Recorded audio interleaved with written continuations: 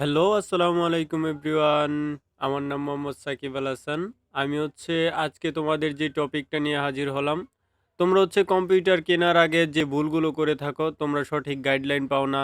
তারপর কম্পিউটার কিনতে গিয়ে তারপর কোন কাজের জন্য কি কম্পিউটার নিবে, ওইটা বিষয় নিয়ে তোমরা কোনো ধারণা পাও না। তো সেই বিষয়টা নিয়ে আজকে আমরা হাজির হলাম। আজকে তোমাদের পুরো একটা গাইডলাইন দেওয়ার চেষ্টা করবো এই ভিডিওতে। তোমরা আশা করি ভিডিওটাতে অনেক উপকৃত হবা ইনশাল্লাহ। আচ্ছা, চলো শুরু করা যাক। যে ৫টি বিষয় নিয়ে কথা বলবো সেই ৫টি বিষয় নিচে ধাপে ধাপে বলা হলো। আপনার প্রয়োজন ঠিক করুন। ২ নাম্বার প্রসেসর বা সিপিইউ বেছে নিন।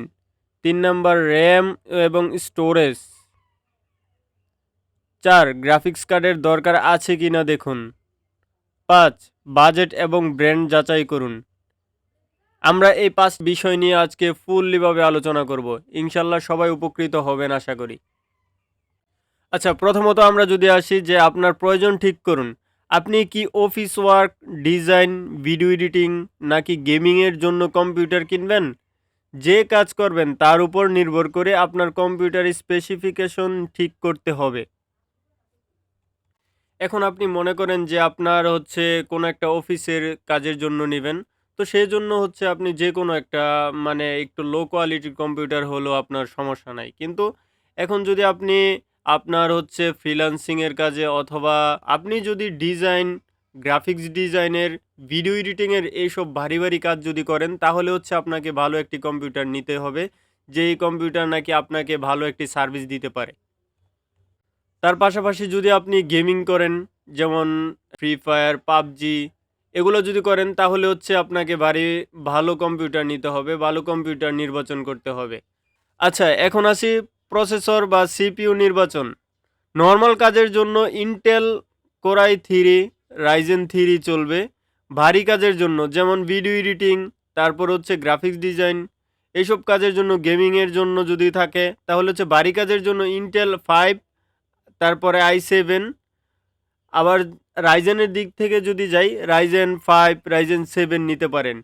প্রয়োজনে ভালো হলে কম্পিউটার ফাস্ট চলবে। আপনি যদি ছোট কাজের জন্য যদি মনে করেন একটা কম্পিউটার তো সবসময় কেনা যায় না। আপনারা যদি মনে করেন যে একটা কম্পিউটার কিনবো, এত টাকা দিয়ে কিনবো, ভালো সার্ভিস না পাই তাহলে আমরা কম্পিউটার দিয়ে কি কাজ করব, তাই না? তো সেজন্য আপনারা একটা কম্পিউটার কিনবেন, সব কিছু যাচাই বাছাই করে তারপর কেনার চেষ্টা করবেন। আচ্ছা, এখন আসি আমরা ৩ নাম্বার পয়েন্টে যদি দেখতে যাই তাহলে ৩ নাম্বার পয়েন্টে আমরা RAM বা স্টোরেজের বিষয়টা দেখতেছি। কমপক্ষে আমাদের কম্পিউটারের RAM অনুযায়ী যদি দিতে যাই, কম্পিউটারে মিনিমাম RAM রাখবেন আপনারা ৮ জিবি। ৮ জিবির মধ্যে আপনারা ডাটা এন্ট্রি, তারপর ছোট, ছোট লাইট কাজ যেগুলো, ওইগুলো আপনারা করতে পারবেন অনায়াসলি। কিন্তু এখন যদি আপনারা video editing, graphics design, gaming করেন তাহলে আপনাদের আমি আমার ওপিনিয়ন থেকে বলব যে ১৬ জিবি RAM রাখেন কম্পিউটারের মধ্যে। কম্পিউটার RAMটাই কিন্তু মূলত ভালো কম্পিউটার সার্ভিস দেয়। তো আপনারা দেখবেন যে RAM ৮ জিবির নিচে কিন্তু নেওয়া যাবে না। হ্যাঁ, আপনারা চেষ্টা করবেন যে ৮ জিবির উপর রাখতে। যেকোনো লাইট কাজ করতে হলে সামান্য কাজ করতে হলেও কিন্তু ৮ জিবি RAM লাগে। আপনারা চেষ্টা করবেন যে আপনাদের যদি বাজেট একটু হাই থাকে তাহলে আপনারা ১৬ জিবি RAM রাখার চেষ্টা করবেন কম্পিউটারের মধ্যে। আর এসএসডির বিষয়টা যদি দেখতে যাই, আপনার ২৫৬ জিবি বা ৫১২ জিবি থাকলে কম্পিউটার অনেক দ্রুত চলবে। এসএসডি যদি দেখেন একটা কম্পিউটারের মধ্যে আমরা কম্পিউটার ব্যবহার করতে, করতে অনেক, অনেক কিছু ভরে যায়। কম্পিউটারের মধ্যে যেমন গান, গজল, তারপর ওয়াচ এগুলো রাখেন না? তারপর ভারী, ভারী যে কাজগুলো করেন, ওই কাজগুলোর মধ্যে আপনাদের অনেক কম্পিউটারের মধ্যে অনেক লোড পড়ে যায়। যার কারণে এসএসডিটা খুবই গুরুত্বপূর্ণ এইখানে। এসএসডি আপনারা চেষ্টা করবেন যে ৫১২ জিবি অথবা ৫১২ জিবিটা নেয়ার। আর আপনাদের বাজেট অনুযায়ী নেওয়ার চেষ্টা করবেন। আচ্ছা, এখন আসি আমরা ৪ নাম্বার পয়েন্টে। ৪ নাম্বার পয়েন্টে আমরা রেখেছি গ্রাফিক্স কার্ডের দরকার আছে কিনা দেখুন। যদি শুধু অফিস বা সাধারণ কাজের জন্য তাহলে গ্রাফিক্স কার্ড লাগবে না। আপনারা যদি লাইট কাজ করেন, যেমন ডাটা এন্ট্রি অথবা ছোট, ছোট কাজ যেগুলো করেন, শখের বসে কম্পিউটার বানাবেন, তাহলে আপনাদের গ্রাফিক্স কার্ড দরকার হয় না। যদি আপনারা এর মধ্যে যদি ভিডিও এডিটিং, 3D ডিজাইন বা গেমিংয়ের জন্য আপনারা করেন তাহলে সেই ডেডিকেটেড একটা গ্রাফিক্স কার্ডের দরকার হয়। আমরা ৫ নাম্বার পয়েন্টে রেখেছি হচ্ছে বাজেট এবং ব্র্যান্ড যাচাই করুন। দেখেন এখানে বিষয়টা হচ্ছে আপনারা যদি লাইট কাজের জন্য নেন, তারপর হচ্ছে যদি আপনারা এই টাকার মধ্যে যদি ছোট্ট একটা গ্রাফিক্স কার্ডও নিয়ে নেন তাহলে কিন্তু এইখানে বাজেটটা লো হয়ে যায়। এখন আপনাদের বাজেট স্বল্প। আপনারা যদি গ্রাফিক্স কার্ড নেন তাহলে কিন্তু আপনাদের হচ্ছে না। আপনাদের সবকিছু বিষয়ের উপর মাথায় খেয়াল রাখতে হবে যে আমি হচ্ছে আমার বাজেট হচ্ছে লো।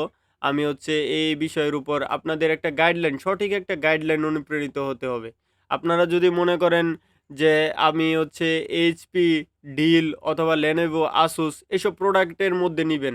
তাহলে হচ্ছে এইসব প্রোডাক্টের উপরে যদি নেন তাহলে কিন্তু কস্টিংটা অনেক বেড়ে যাবে। আপনাদের কিন্তু বাজেট লো, এটা কিন্তু মাথায় রাখতে হবে।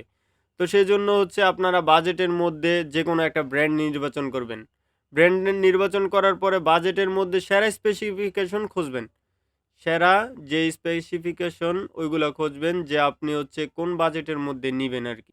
এবং সেই বাজেটের মধ্যে দেখবেন কি ওয়ারেন্টি বা গ্যারান্টি ওরা দিচ্ছে কিনা সে বিষয়েও মাথায় রাখবেন। ওকে, আপনাদের এই ভিডিওটা দেখার জন্য ধন্যবাদ। আশা করি আমার এই ভিডিওটা দেখে আপনারা উপকৃত হবেন। আপনারা হচ্ছে একটা পুরোপুরি একটা গাইডলাইন পাওয়ার চেষ্টা করছেন। আশা করি সবাই আমার চ্যানেলটা সাবস্ক্রাইব করে দিবেন। আর আমার ফেসবুক পেজটা ফলো করে দিবেন। আল্লাহ হাফেজ গাইস।